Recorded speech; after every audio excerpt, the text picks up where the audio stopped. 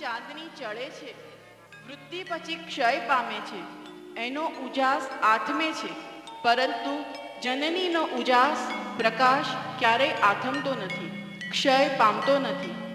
નાયિકાની સખીની સાથે આપણે પણ એની ઉક્તિમાં સાથ પુરાવી કહીએ,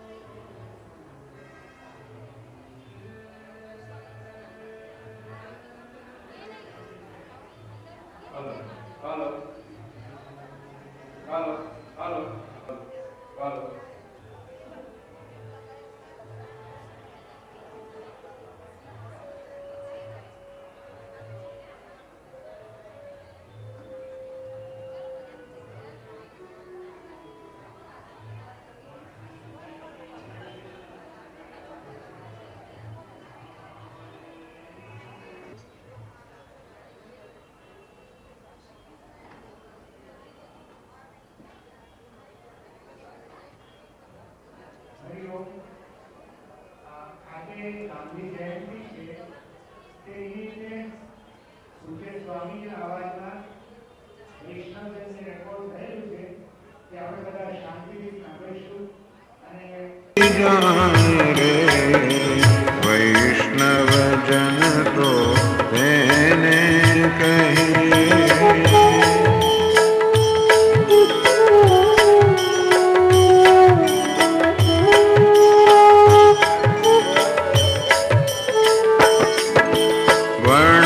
वर्णलोभीने कपट रहित छे, काम क्रोध निवार्या रे।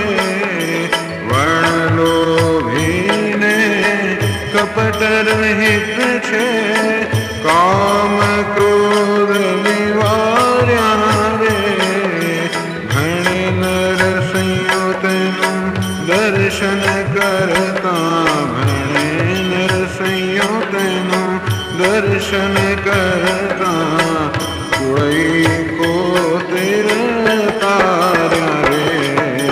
वैष्णव जन तो मैंने कही जय, पीड़ पराई जान रे।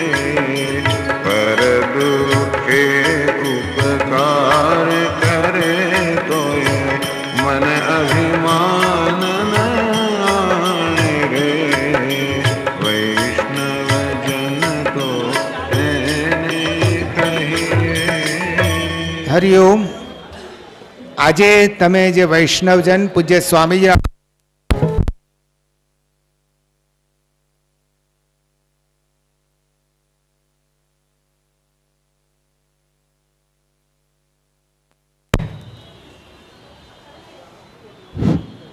હરિઓમ.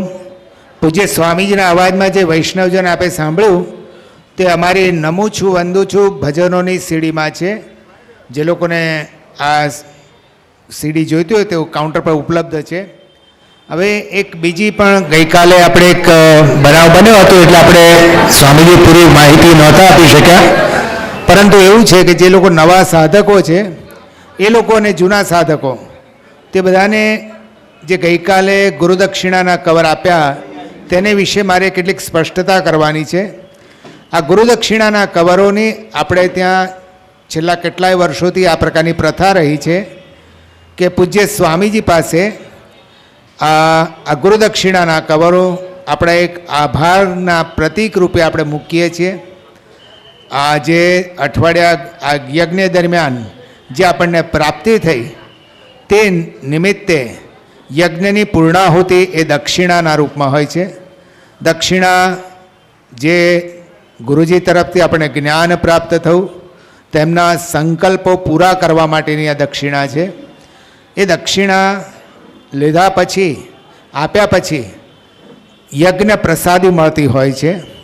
આજે સામૂહિક યજ્ઞ થયો આપના બધાના સહકારથી અને વક્તાના જ્ઞાન અને ઈશ્વરના અનુગ્રહથી આ યજ્ઞ થયો, યજ્ઞ સંપન્ન થયો તે રૂપે બધાને પ્રસાદી પ્રાપ્ત થતી હોય છે. આપણે યજમાન તરીકે ગુરુદક્ષિણા આપીએ છીએ અને એક મિનિટ એક યજ્ઞ આપણે યજમાન તરીકે દક્ષિણા મૂકીએ છીએ અને ઈશ્વરના પ્રતિનિધિ તરફથી આપણને પ્રસાદ પ્રાપ્ત થાય છે. એક પ્રથા છે, પરંપરા છે, ટ્રેડિશન છે, આપણી વર્ષો જૂની પરંપરા છે. બધાને એવી અપેક્ષા રહે કે પૂજ્ય સ્વામીજીના હાથે જ એટલે કે ઈશ્વરના પ્રતિનિધિ પાસેથી જ આપણને પ્રસાદ પ્રાપ્ત થાય. તો એને માટે આ જ્યારે પૂર્ણાહુતિ યજ્ઞ પૂરો થશે, પૂજ્ય સ્વામીજીના પ્રવચન પૂરા થાય ત્યાર પછી એક વ્યવસ્થા રાખી છે. અહીંયા 2 બોક્સ રહેશે ગુરુદક્ષિણાના.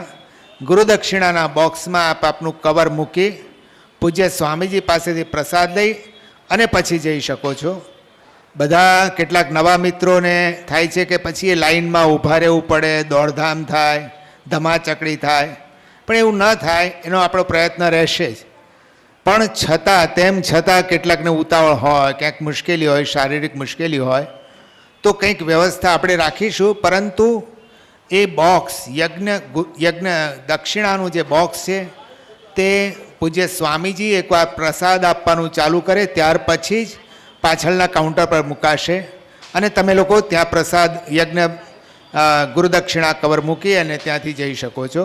એટલે બધાને વિનંતી છે કે કાઉન્ટર પર આ જે કવર આપ્યા છે તે કાઉન્ટર પર અત્યારે આપો નહીં, એને માટે એક વ્યવસ્થા રાખી છે અને વ્યવસ્થાનું આપણે અમલ કરીએ, પાલન કરીએ તો એ વ્યવસ્થા જે અત્યારના વર્ષો સુધીની આ પરંપરા છે એ પરંપરા જળવાઈ જ રહેતી હોય છે, રહે એવી સ્વામીજીને પણ ઈચ્છા છે અને તમને પણ થશે કે જે જ્ઞાન આપણને પ્રાપ્ત થયું એ ઈશ્વરના પ્રતિનિધિ પૂજ્ય સ્વામીજી તરફથી આપણને આ યજ્ઞની પ્રસાદી મળે એ વધારે, એનાથી વધારે ઉત્કૃષ્ટ કશું હોય જ નહીં. તો એને માટે એક વિનંતી છે કે તમે કાઉન્ટર પર યજ્ઞ પ્રસાદી ગુરુદક્ષિણાના કવર ના આપતા, આ પૂજ્ય સ્વામીજી જે સમયે પ્રસાદી આપવાનું પ્રસાદી વિતરણ ચાલુ કરે તે વખતે જે લોકોનું ઉતાવળ હોય તે લોકો પાછળ કાઉન્ટર પર બોક્સ મૂક્યું હશે, બોક્સમાં દક્ષિણાના કવર મૂકી અને જઈ શકે છે. ત્યાં એ લોકો માટે પ્રસાદની વ્યવસ્થા રાખીશું. પરંતુ અત્યારથી મને કવર આપો ને એ જરાક સહેજ મને પણ મુશ્કેલીમાં મુકાઈ છે, કારણ કે બધા મારા ખિસ્સા નાના છે, બધાના કવરોમાં ભરાશે નહીં કદાચ. એટલે એક થોડી ધીરજ રાખજો. આટલા બધા દિવસ ધીરજ રાખી છે અને યજ્ઞ સુપેરે સંપન્ન થાય એ આપણી બધાની ફરજ છે, આપણું બધાનો એક કર્તવ્ય છે, ફરજ કરતાં કર્તવ્ય છે. એ કર્તવ્ય આપણે સારી રીતે નિભાવીએ. એટલે એક વિનંતી હતી કે આમાં સહકાર આપશો. હવે એ ઉપરાંત ગૌરાંગભાઈ પરીખે ગઈકાલે એક એનાઉન્સમેન્ટ કર્યું હતું સ્વામી દયાનંદજી મહારાજના માટે, જે પૂજ્ય સ્વામીજીએ જે અપીલ કરી હતી એના સંદર્ભમાં. તો એને માટે જે લોકો ચેકથી ડોનેશન આપવાના હોય તે લોકો માટે પણ એક અલગ ફોર્મ ઉપલબ્ધ છે. તમે ગૌરાંગભાઈનો મોબાઈલ નંબર લખી લેશો. ગૌરાંગભાઈનો મોબાઈલ નંબર જરા જે લોકો જરા નોંધ કરી લો, 98 244 98 244 04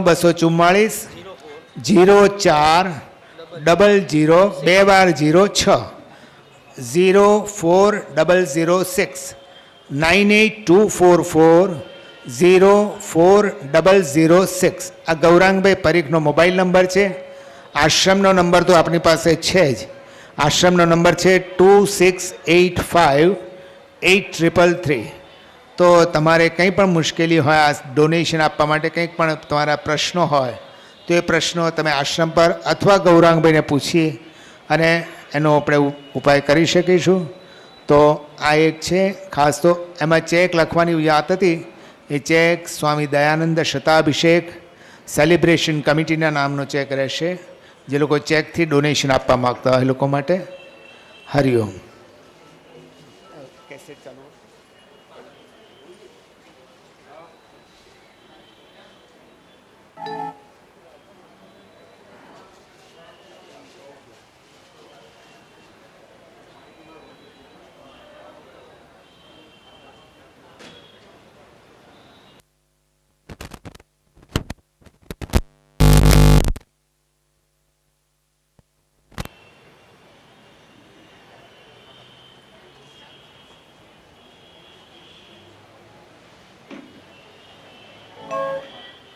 आगी मदद न लगा, आप बड़े मार्ग जोईने चालवा, हम धरी मूढ़ बाण हवे मागूं तुझ आधार.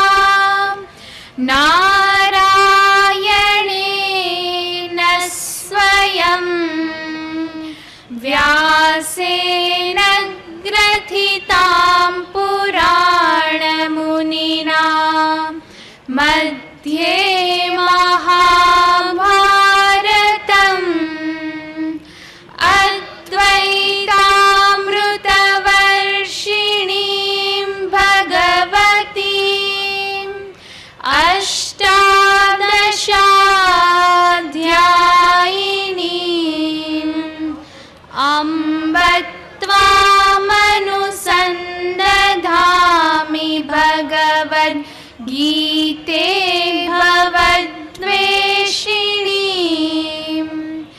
नमोऽस्तु ते व्यासविशालबुद्धे पुल्लारविन्दायतपत्रनेत्र येन त्वया भारततैलपूर्णः प्रज्वालितो ज्ञानमयः प्रदीपः प्रपन्नपारिजाताय स्तोत्रवेत्रैकपाणये ज्ञानमुद्राय कृष्णाय गीतामृतदुहे नमः। सर्वोपनिषदो गावः दोग्धा गोपालनन्दनः पार्थो वत्सः सुधीर्भोक्ता दुग्धं गीतामृतं महत वसुदेवसुतं देवं कंसचाणूरमर्दनम् देवकी परमानन्दं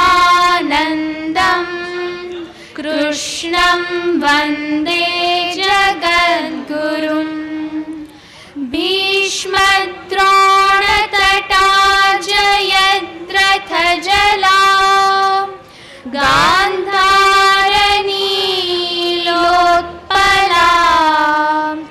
शल्यग्राहवती कृपेण वहनी कर्णेन वेलाकुला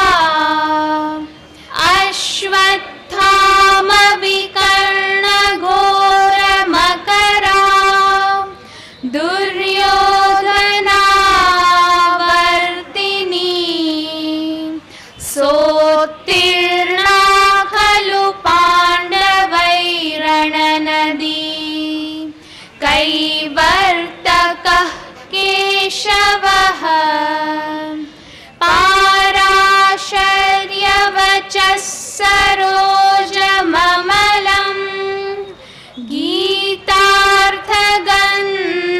गीतार्थगन्धोत्कटम्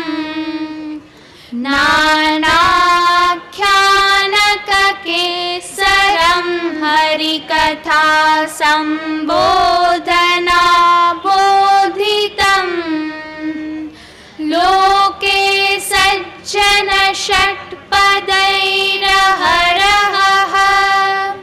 पेपीयमानं मुदा भूयाद्भारत पङ्कजं कलिमलप्रध्वंसिन श्रेयसे मूकं करोति वाचालं पङ्गुं लङ्घयते गिरिं यत्कृपातमहं वन्दे परमानन्दमाधवम् यं ब्रह्मा वरुणेन्द्ररुद्रमरुतः स्तुन्वन्ति देव्यैस्तवैः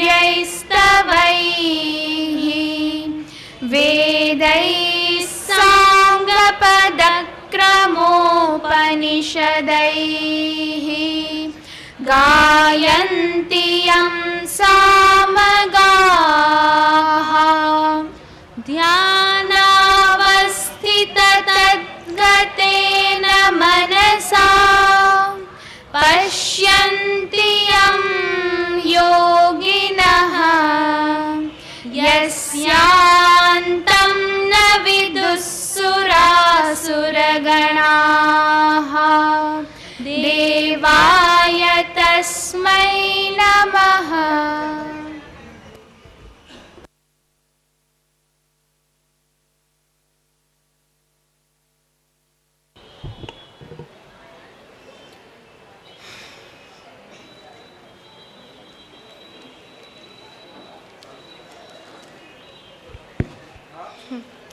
હરિઓમ. 7 દિવસ સુધી પૂજ્ય સ્વામીજી મહારાજના શ્રીમુખથી આપણે આધ્યાત્મિક શાસ્ત્રનું શ્રવણ કર્યા પછી એક આખા વર્ષનું સુધી શ્રવણની ખોટ આપણને ન પડે તે માટે માણેકબાગ સોસાયટીમાં રહેતા શ્રી વાસુદેવભાઈ મિસ્ત્રીના બંગલા નંબર 142માં વેદાંતના નિયમિત વર્ગોનું આયોજન કરવામાં આવ્યું છે. દર રવિવારે બપોરે 4:30 થી 6 વાગે પૂજ્ય માતાજી વિદ્યાપ્રકાશાનંદાજી આપણને સાધન પંચકનું અધ્યયન કરાવશે. સાધન પંચક ભગવાન આદિ શંકરાચાર્યજીની રચના છે. આ સ્તોત્રમાં જીવનની ચરમ સિદ્ધિ અર્થાત મોક્ષ પ્રાપ્તિ કરવા માટે ઉત્તરોત્તર 40 સોપાનો રૂપી સાધનોનો ઉપદેશ છે. આ સાધનો વિશે વિશદ સમજ મેળવી શકાય તો જીવનમાં તે ઉતારી આપણે પણ મોક્ષની સાધના કરી શકીએ. વળી દર રવિવારે માતાજી પ્રવચનના અંતમાં ભગવદ્ ગીતાના શ્લોકોનું ઉચ્ચારણ શીખવતા હોય છે. સાચા ઉચ્ચારણ સાથે શ્લોકોનું પઠન કરવાનો આનંદ વિશેષ હોય છે અને ભગવાનને પણ તે ખૂબ જ ગમતું હોય છે. આથી આપ સૌને હું સાધન પંચક સ્તોત્રના નિયમિત અધ્યયન માટે અને ગીતા પઠન શીખવવા માટે ભાવભીનું નિમંત્રણ આપું છું. સ્થળ અને સમય ફરી એકવાર નોંધી લેશો. સમય રવિવારે બપોરે 4:30 થી 6. સ્થળ Vasudev P Mistry 142 Manekbaug society, gate number 8, lane number 12, Manekbaug હોલની પાછળ, નહેરુનગર, અમદાવાદ.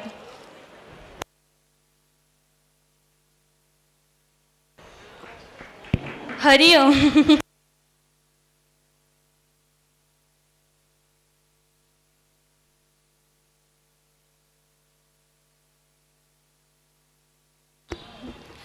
જેણે બાળ શિબિર માટેના ફોર્મ લીધા હોય તે ભરીને આપી દે અથવા તો આશ્રમમાં પાછા આપી દે.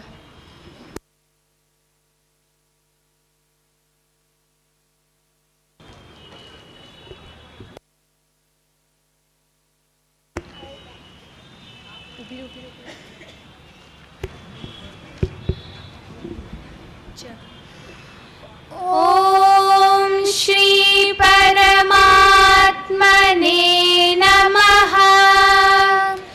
ઓમ શ્રી પરમાત્મને નમઃ. અથ પંચદશોऽધ્યાયઃ.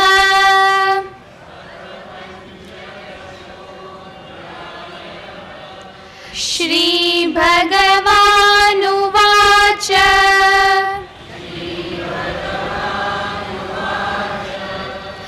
ऊर्ध्वमूलमधः शाखम्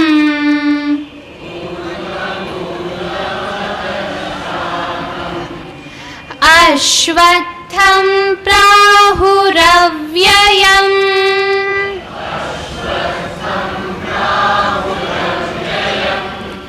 छन्दांसि यस्य पर्णानि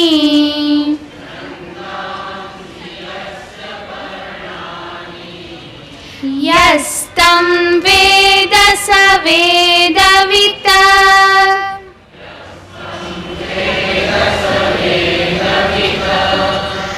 अधश्चोर्ध्वं प्रसृतास्तस्य शाखाः.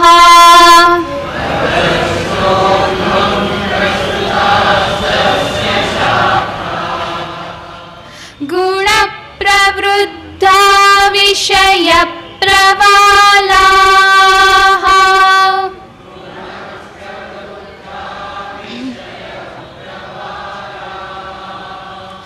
अधश्च मूलान्यनुसन्ततानि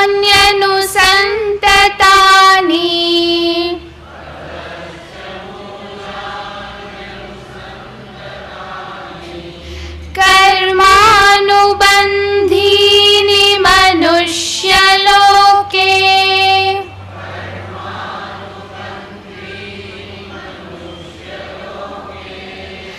न रूपमस्येह तथोपलभ्यते.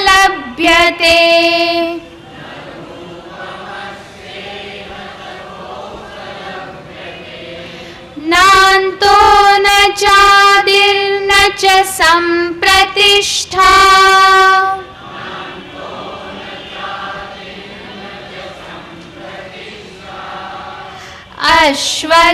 अश्वत्थमेनं सुविरूढमूलम्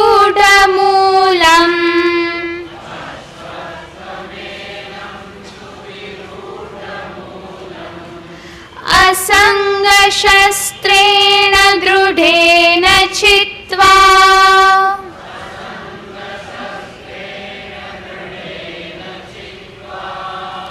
ततः पदं तत्परिमार्गितव्यम्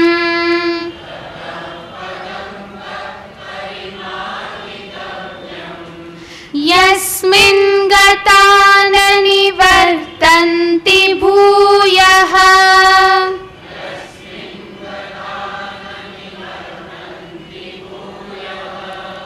तमेव चाद्यं पुरुषं प्रपद्ये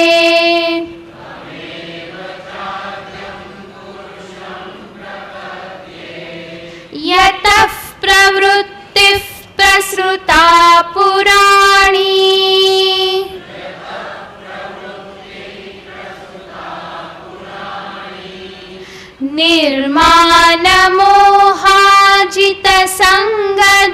निर्मानमोहाजितसङ्गदोषाः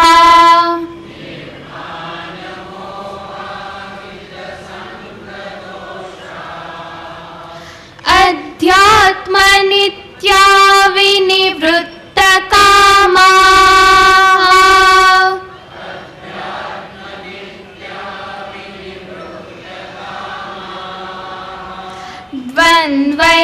द्वन्द्वैर्विमुक्ताः सुखदुःखसंज्ञैः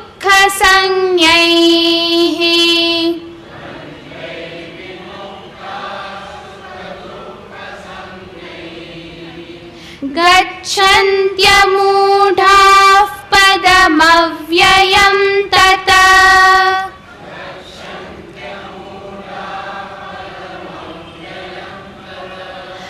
न तद्भासयते सूर्यः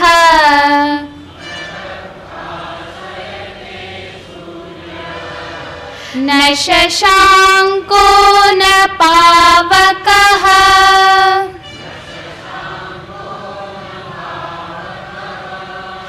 यद्गत्वा न निवर्तन्ते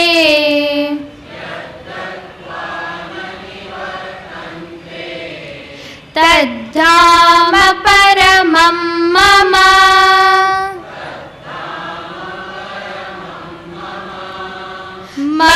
ममैवांशो जीवलोके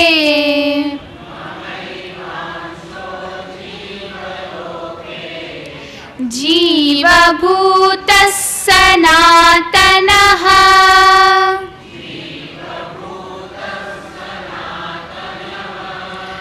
मनः षष्ठानीन्द्रियाणि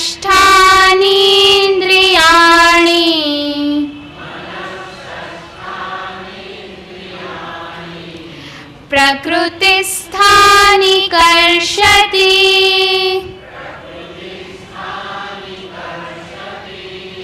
शरीरं यदवाप्नोति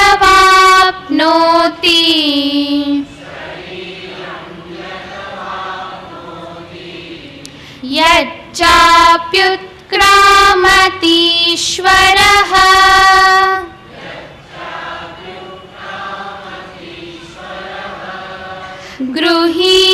गृहीत्वैतानि संयाति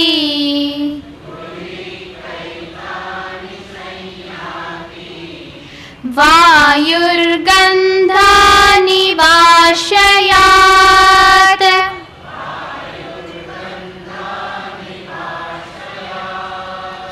श्रोत्रं चक्षुस्पर्शनं च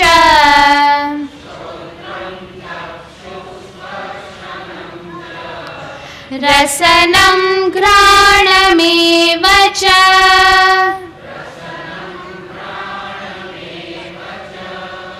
अधिष्ठाय मनश्चायम्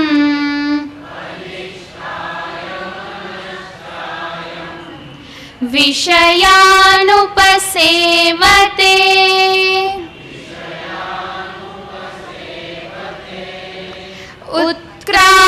उत्क्रामन्तं स्थितं वापि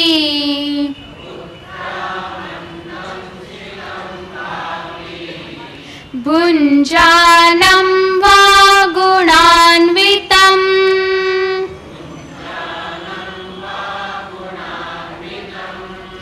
विमूढानानुपश्यन्ति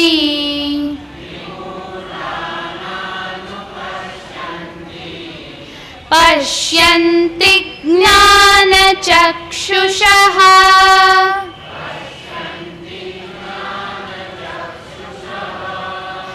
यतन्तो योगिनश्चैनम्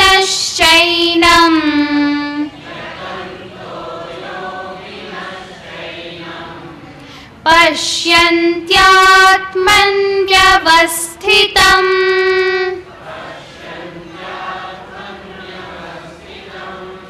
यतन्तोऽप्यकृतात्मानः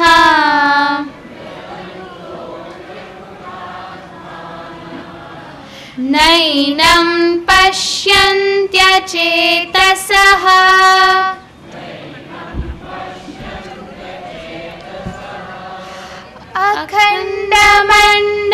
अखण्डमण्डलाकारं व्याप्तं येन चराचरं तत्पदं दर्शितं येन तस्मै श्री गुरवे नमः। अज्ञानतिमिरान्धस्य ज्ञानाञ्जनशलाकया चक्षुरुन्मीलितं येन तस्मै श्री गुरवे नमः।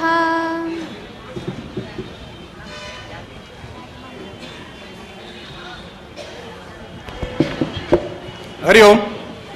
पूज्यपाद स्वामीजी महाराजનું પુષ્પમાળાથી સ્વાગત કરશે માણેકબાગ સોસાયટીના મહિલા સભ્ય શ્રીમતી સુરેખાબેન શાહ.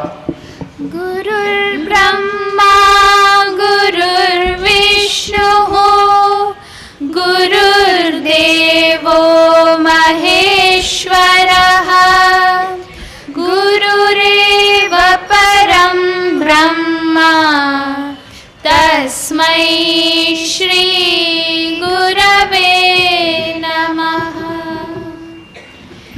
स्थावरं जङ्गमं व्याप्तं यत्किञ्चित् सचराचरं तत्पदं दर्शितं येन तस्मै श्री गुरवे नमः।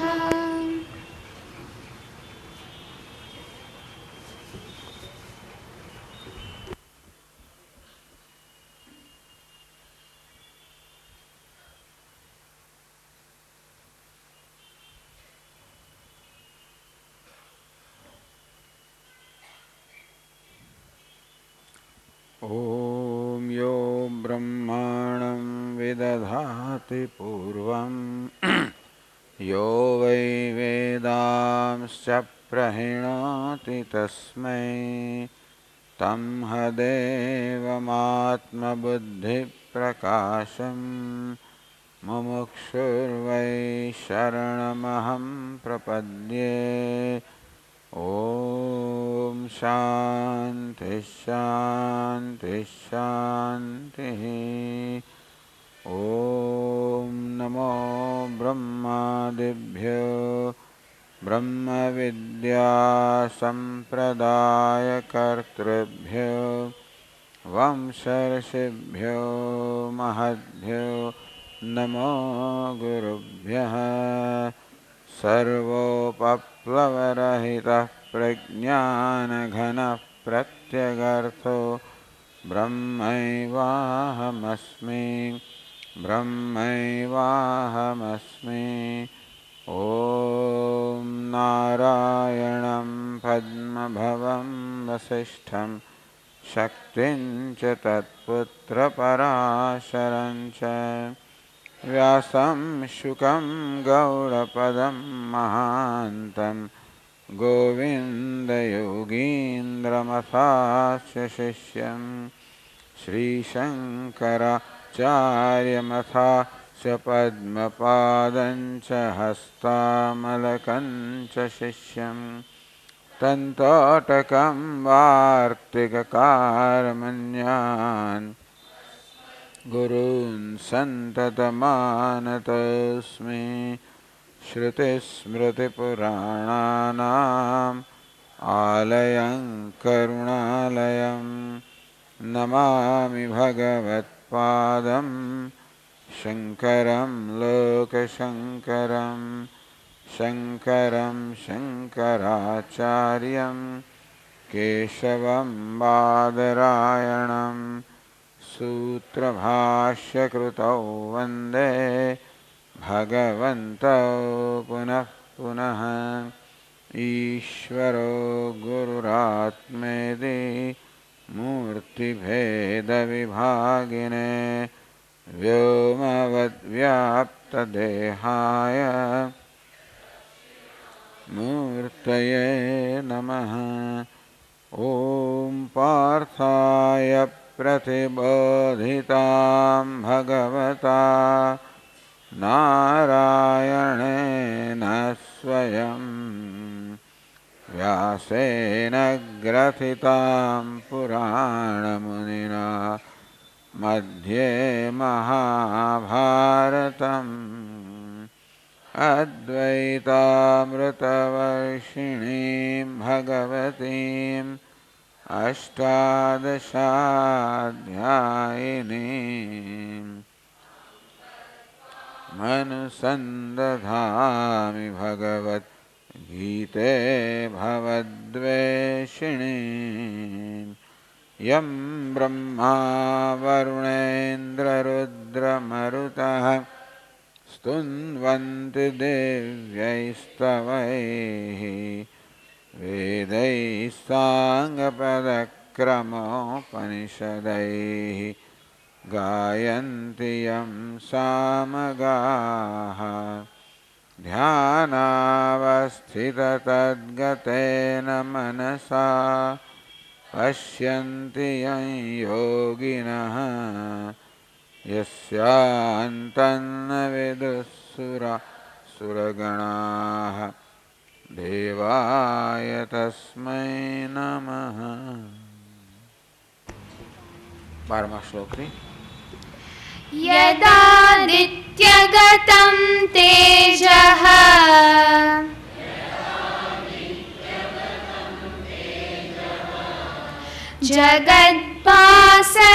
जगद्भासयतेऽखिलम्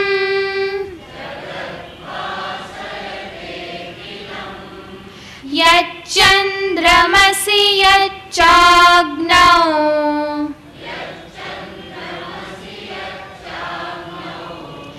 तत्तेजो विद्धि मामकम्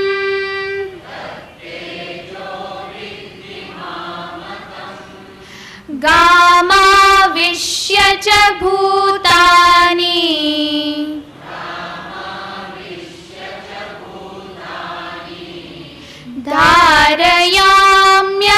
धारयाम्यहमोजसा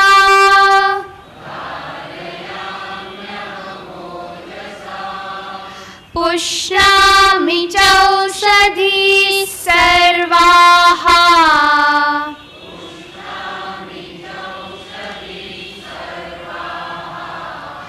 सोमो भूत्वा रसात्मकः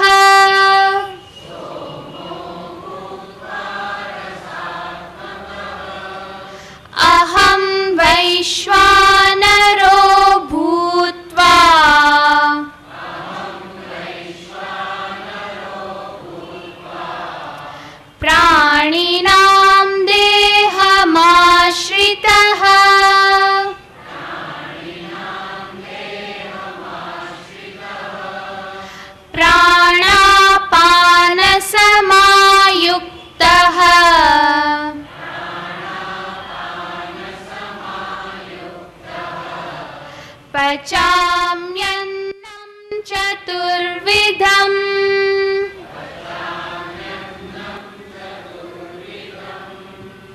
અહમ વૈશ્વાનરો ભૂત્વા પ્રાણીનાં દેહમાશ્રિતઃ. પોતાની વિભૂતિનું ભગવાન વર્ણન કરે છે કે હું સર્વનો આત્મા છું, સર્વવ્યાપક છું, સર્વનો નિયંતા છું, સર્વત્ર વિદ્યમાન છું, અને જે કંઈ જગતમાં વ્યવહાર થઈ રહ્યો છે બધાનું કારણ હું છું. મારે કારણે સર્વ વ્યવહાર થઈ રહ્યો છે. સર્વ વ્યવહારમાં હું વ્યાપેલો છું, વણાયેલો છું. મારા સિવાયનું કીધું છે જ નહીં. એમની કેટલીક અગત્યની વસ્તુ આપણને કહે છે. અહમ વૈશ્વાનરો ભૂત્વા પ્રાણીનામ દેહમાશ્રિતઃ. હે અર્જુન, વૈશ્વાનર બનીને, જઠરાગ્નિ બનીને હું બધા પ્રાણીઓના દેહમાં અર્થાત ઉદરમાં રહેલો છું. પ્રાણાપાન સમાયુક્ત. આ પ્રાણ અને અપાન એની સાથે સંયુક્ત થઈને, પ્રાણ અને અપાનથી ઉત્તેજિત થઈને, પ્રજ્વલિત થઈને, પચામ્યહમ ચતુર્વિધમ અન્નમ. હું 4 પ્રકારનું અન્ન પચાવું છું, રાંધું છું. ભગવાન બેઠો અંદર રાંધે છે, ભગવાન બહાર પર રાંધે છે. સૂર્યના રૂપમાં રહીને ખેતરમાં અન્નને પકાવે. પહેલી વાર પહેલું તો અન્ન પાકે ખેતરમાં. કોણ પકાવનાર છે? અગ્નિ. સૂર્યના રૂપમાં રહેલો અગ્નિ. પછી આપણે રસોડામાં પાકે, ત્યાં ભગવાન અગ્નિ રૂપ રહેલો છે. એ ભાઈ રસોડામાં અન્ન પકાવે, અને છેલ્લે પછી આપણા જઠરમાં પકાવે. ત્યાં પણ અગ્નિ જ બધું પકાવે. તો પચામી, પકાવવા માટે તો અગ્નિ જ જોઈએ. સૂર્યના રૂપનો અગ્નિ, ચૂલાનો અગ્નિ અને જઠરનો અગ્નિ. આ રીતે ભગવાને કહ્યું, પુષ્ણામી ચૌષધિ સર્વાહ સોમો ભૂત્વા રસાત્મક. હું સોમ છું, ચંદ્ર છું, રસાત્મક. રસ જેનું સ્વરૂપ છે, રસની જે ખાણ છે એવો ચંદ્ર હું છું. અને ચંદ્ર પોતાના કિરણો દ્વારા બધી વનસ્પતિમાં, ઔષધિમાં રસ અને સ્વાદ પ્રસરાવતો હોય છે. એટલે ભગવાન કહે છે કે બધી જ ઔષધિને, વનસ્પતિને, શાકભાજીને, ખોરાકને, અન્નને હું રસાત્મક બનાવું છું, સ્વાદિષ્ટ બનાવું છું. એનો અર્થ એ થયો કે આપણી સમક્ષ જે અન્ન છે એ રૂપમાં ભગવાન જ છે. કારણ કે ભગવાન જ ઔષધિ બની ગયો, એ જ વનસ્પતિ બની ગયો, એ જ અન્ન બની ગયો, એ જ આપણો આહાર બની ગયેલો છે. આમ આપણી સમક્ષ આપણે જ્યારે ભોજન કરતા હોઈએ, જે આહાર છે એ રૂપમાં ભગવાન જ છે. અને આહારને પચાવનાર જે અગ્નિ છે એ પણ ભગવાન છે. આહાર છે એ સોમ છે, એને પચાવનાર કોણ છે? અગ્નિ. ભોગતા અગ્નિ, ભોગ્ય સોમ. આ બંને ભગવાન જ છે. આમ તો સમગ્ર જગત જે છે એને સોમ કહેવાય. જે ભોગ્ય જગત છે પણ ભગવાન છે, એને ભોગવનાર પણ ભગવાન છે. ભોગતા અને ભોગ્ય જે કંઈ છે વાસ્તવમાં ભગવાન જ છે. અહીં શંકરાચાર્ય મહારાજ કહે છે કે ભોજન કરતી વખતે જે આ વસ્તુનું ધ્યાન કરતા કરતા ભોજન કરે છે, કે ભોજન કરનાર, ભોજન પકાવનાર અગ્નિ જે છે એ ભગવાન છે, અને ભોજનના રૂપમાં ભગવાન છે. આ રીતે વિચાર તો આપણા ચિત્તમાં સતત ભગવાનનો વિચાર જળવાઈ રહે. ભોજન પણ આપણું ભગવાનની એક આરાધના જ બની જાય. ટૂંકમાં ભગવાનની આરાધના કરવાનો એક પ્રસંગ બની જાય. ભોજન કરતા પહેલા આપણે 4થા અધ્યાયનો શ્લોક છે એનું ઉચ્ચારણ કરતા હોઈએ છીએ. બ્રહ્માર્પણમ બ્રહ્માવિહિ બ્રહ્માગ્નૌ બ્રહ્મણાહુતમ બ્રહ્મૈવ તેન ગંતવ્યમ બ્રહ્મ કર્મ સમાધિના. સામાન્ય રીતે આ શ્લોકનું ઉચ્ચારણ કરીને પછી આપણે ભોજન લેતા હોઈએ છીએ. છે તો 4થા અધ્યાયનો આ શ્લોક. તો એની પાછળ ભગવાન કહી રહ્યા છે કે જે કાંઈ છે બ્રહ્મ જે છે ભગવાન જ છે. હમણાં આપણે જોયું કે અન્નના રૂપમાં ભગવાન છે જ અને અગ્નિના રૂપમાં ભગવાન છે. એવી કલ્પના કરી શકીએ કે આપણે એક યજ્ઞ કરી રહ્યા છે. યજ્ઞમાં હાથમાં આહુતિ લઈને આપણે અગ્નિમાં હોમતા હોઈએ છીએ. અહીં પણ હાથમાં એક એક કોળીઓ લીધો, માનો કે એક એક આહુતિ લેવાય છે અને અગ્નિને અર્પણ થાય છે. જઠરમાં રહેલા અગ્નિને એક એક આહુતિ અર્પણ થઈ રહી છે. તો હવે ભગવાન કહે છે બ્રહ્માર્પણમ. જે આંગળીઓ વડે આપણે કોળીઓ લઈએ છીએ એ આંગળીઓ પણ બ્રહ્મ છે. આમ યજ્ઞ કરતી વખતે લાકડાનો એક ચમચો હોય, એમાં આપણે ઘી લઈએ અને અગ્નિમાં હોમીએ. એ લાકડાનો ચમચો એને કહેવાય અર્પણમ. હવિહી, ઘી જે હોમવામાં આવે એને કહેવાય હવિહી. બ્રહ્માર્પણમ, એ લાકડાનો ચમચો પણ બ્રહ્મ ભગવાન છે. હવિહી, જે ઘી અર્પણ કરવામાં આવે છે એ પણ ભગવાન છે. બ્રહ્માગ્નૌ, અગ્નિ જેમાં અર્પણ કરવામાં આવે છે એ પણ ભગવાન છે. બ્રહ્મણાહુતમ, જે અર્પણ કરે છે એ પણ ભગવાન છે. હુતમ, આ સમગ્ર ક્રિયા પણ ભગવાન છે. આ તો હકીકત છે. જ્ઞાની પુરુષની તો આ દ્રષ્ટિ જે છે. સર્વમ ખલુ ઇદમ બ્રહ્મ, આ સર્વ બ્રહ્મ છે. જે કાંઈ છે વાસ્તવમાં પરમાત્માની જ અભિવ્યક્તિ છે. આપણે ચર્ચા કરી કેવી રીતે પરમાત્મા જ સ્વયં જગત રૂપે પ્રગટ થયેલો છે. એટલે આપણે કહ્યું કે આ જગતને જ્યારે સંસાર વૃક્ષ છે એને પીપળ કહેવામાં આવ્યું, કારણ કે સર્વત્ર એ પીપળામાં ભગવાનનો વાસ છે. તેવી રીતે આ સમગ્ર જગત વૃક્ષમાં સર્વત્ર વાસુદેવનો ભગવાનનો વાસ છે. એટલે જ્ઞાની પુરુષ માટે તો સર્વ બ્રહ્મ જ છે, પરમાત્મા જ છે.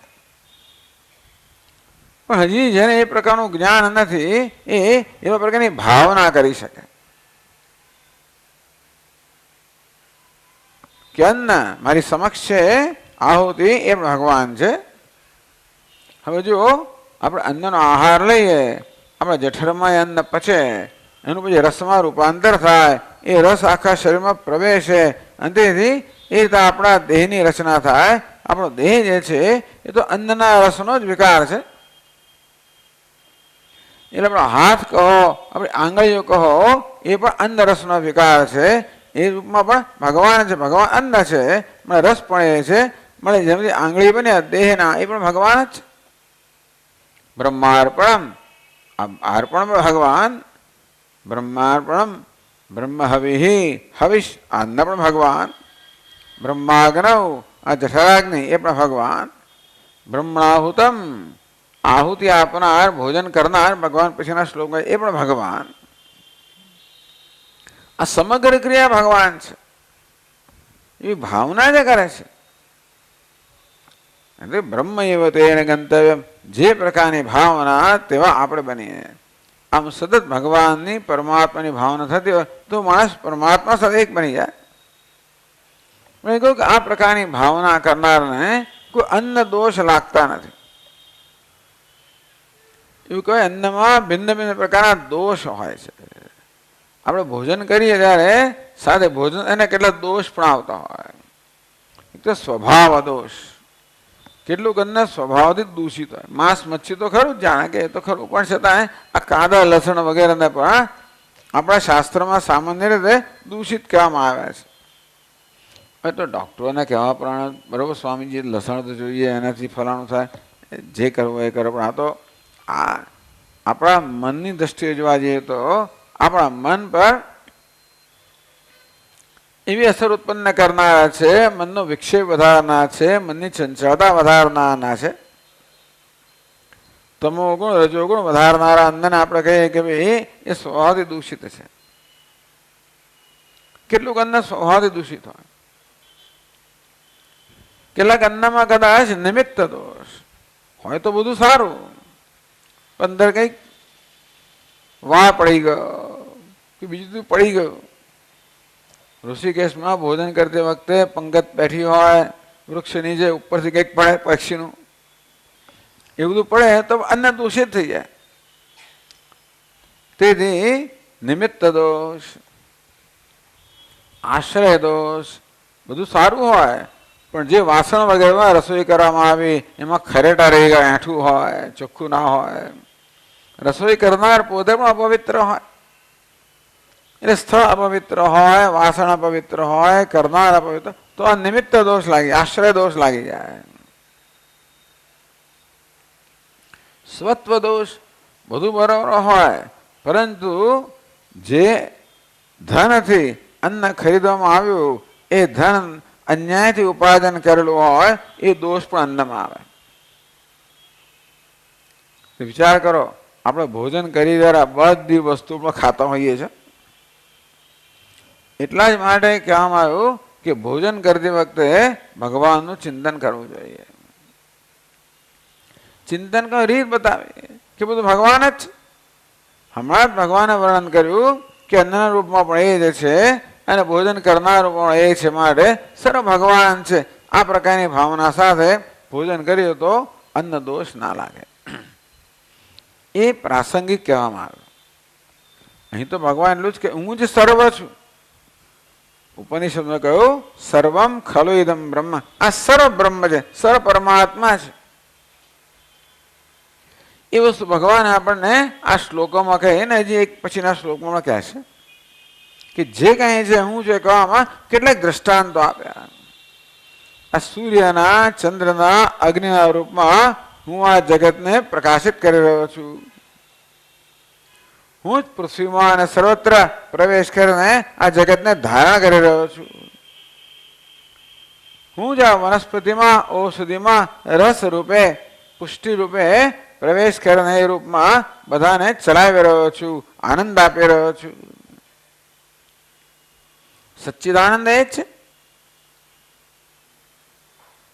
હવે આગળ કહે છે 15મા શ્લોકમાં સર્વસ્ય ચાહં હૃદિ સન્નિવિષ્ટઃ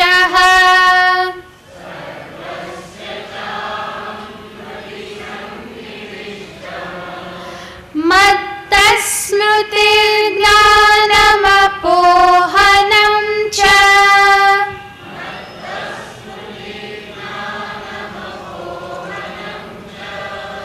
વેદૈશ્ચ સર્વૈરહમેવ વેદ્યઃ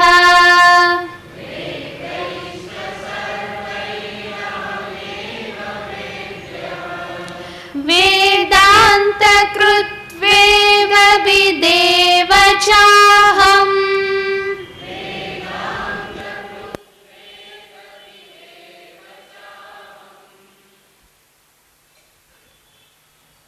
વેદૈશ્ચ સર્વૈઃ અહમેવ સર્વસ્ય ચાહં હૃદિ સન્નિવિષ્ટઃ. ભગવાન કહે છે કે સર્વસ્ય છે હૃદિ અહમ પ્રવિષ્ટઃ. ભગવાન કે સર્વ પ્રાણીના હૃદયમાં મેં જ પ્રવેશ કરેલો છે. એ તો આપણે આગળ વાત કરી કે ભગવાને કેવી રીતે આ ઉપાધિનું કે આ માળખાનું કે ઘરનું સર્જન કર્યું અને પક્ષી જે રીતે માળામાં પ્રવેશ કરે તે રીતે જેને ભગવાને અહીં પ્રવેશ કર્યો. સર્વસ્ય ચાહમ હૃદિ સન્નિવિષ્ટ. સર્વના હૃદયમાં હું નિવિષ્ટ છું, પ્રવિષ્ટ છું. પ્રાણી માત્રના હૃદયમાં ભગવાન કહે કે હું આત્મા રૂપે વિરાજમાન છું. સર્વસ્ય બધાના હૃદયમાં. ઉપનિષદ કે ઈશાવાસ્યમ ઇદમ સર્વમ યત્કિંચ જગત્યામ જગત. આ જગતમાં જે કંઈ છે ઈશ્વર છે. આમાં જે કંઈ છે સર્વસ્ય કોઈ પ્રકારના અપવાદ વગર બધાના હૃદયમાં બ્રહ્માજીથી માંડીને સર્વશ્રેષ્ઠ સર્જનથી માંડીને અત્યંત તુચ્છ કીડી મંકોડા, નાનામાં નાના જીવજંતુઓ, આ બધાના અંતરની અંદર ભગવાન કે હું જ આત્મરૂપે વિરાજમાન છું. એવું પણ નહીં પાછું કે બ્રહ્માજી તો મહાન છે મળે ભગવાનમાં વધારે રહેલા છે અને કીડી તો તુચ્છ છે મળે ભગવાનની હાજરી ત્યાં ઓછી, એવું પણ નથી. ભગવાનની હાજરી સર્વત્ર સમાન છે. ભગવાન પૂર્ણતયા હું પ્રત્યેક પ્રાણીના અંતરમાં રહેલો છું, સર્વનો આત્મા છું. આમ તો અંદર બહાર એવું બધું આપણે અંદર કેમ કહ્યું, હૃદયની અંદર તો ભગવાન અંદર છે ને બહાર નથી એવું ના કહેવાય. છતાં પણ આપણને જ્યારે પૂછવામાં આવે તો આપણે ક્યારે આપણી જાતનો નિર્દેશ કરીએ ત્યારે આમ કરતા હોય છે હું. હંમેશા આપણે હું નો આત્માનો નિર્દેશ કરીએ ત્યારે હૃદય તરફ આંગળી છીંચતા હોઈએ છીએ. કારણ કે આપણે માનીએ છીએ કે આત્મા ક્યાં છે, અંદર છે, હૃદયમાં છે. એક સાચું પણ છે અને પૂરેપૂરું સાચું નથી એમ પણ છે. ભગવાન બધે છે તો શું કરવા અંદર હૃદયમાં છે એવું કેમ કહેતા હશે? એટલા જ માટે કે જેવી રીતે અરીસામાં આપણને આપણું પ્રતિબિંબ સ્પષ્ટ દેખાય, આ દિવાલ વગેરે આપણા ચહેરાને પ્રતિબિંબિત કરી શકે નહીં. મારે આપણો ચહેરો જોવો હોય તો આપણે અરીસા તરફ કેવું જોઈએ? અરીસાની એક વિશેષ ચળકતી સપાટી હોવાના કારણે એ કેવું આપણા ચહેરાને પ્રતિબિંબિત કરે. તેવી રીતે અંતઃકરણમાં એવું છે. ભગવાન તો બધે રહેલો છે, થાંભલામાં છે. એટલે જયારે હિરણ્યકશિપુએ પ્રહલાદને પડકાર ફેંક્યો, ક્યાં તારો ભગવાન? બધે છે, આ થાંભલામાં છે. તો થાંભલામાં મળશે.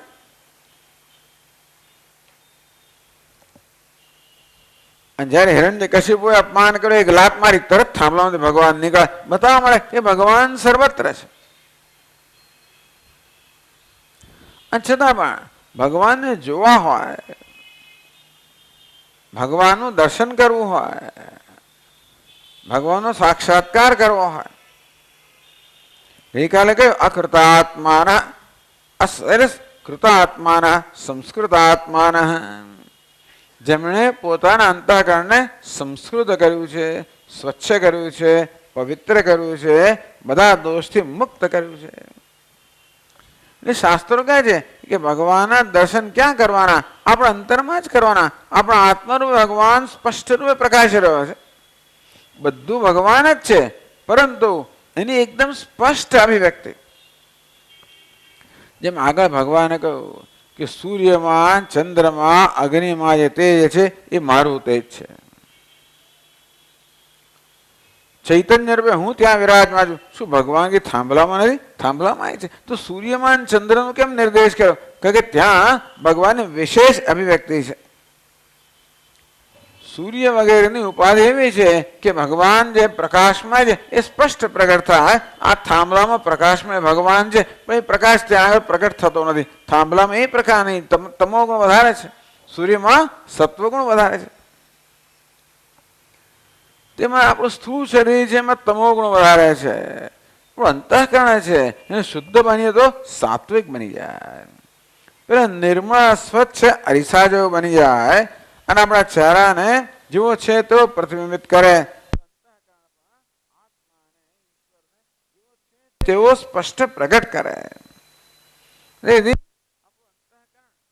ભગવાનને જાણવા માટે, દર્શન કરવા માટે, જ્ઞાન માટે, અનુભવ માટે સર્વશ્રેષ્ઠ સ્થાન છે.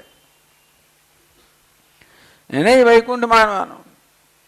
ભગવાન વૈકુંઠમાં રહ્યો હોય તો વૈકુંઠ કયું? નજીકમાં નહીં, પેલું વૈકુંઠ તો હશે, ના નથી પાડતા, પણ નજીકમાં નજીક વૈકુંઠ કયું? આપણું. એટલે બધા મહાત્માઓ આ વસ્તુ માને છે. તો ક્રિશ્ચિયન લોકો માને છે the kingdom of God is within you. ઈશ્વરનું રાજ્ય તો તમારી અંદર જ છે. આમ તો ઈશ્વર તો સ્વર્ગમાં છે અને વગેરે એવું ક્રિશ્ચિયન લોકો કહે, પણ સમજનારા કહે છે કે જે સ્વર્ગ છે ને એ તો વાસ્તવમાં એ તમારું અંતઃકરણ જ છે. અહીં જ ભગવાનનું રાજ્ય છે, અહીં જ એને પ્રાપ્ત કરવાનું છે. એ પ્રાપ્ત કેમ થાય? ભગવાન જેવો છે ને તેવા આપણે બનીએ ત્યારે.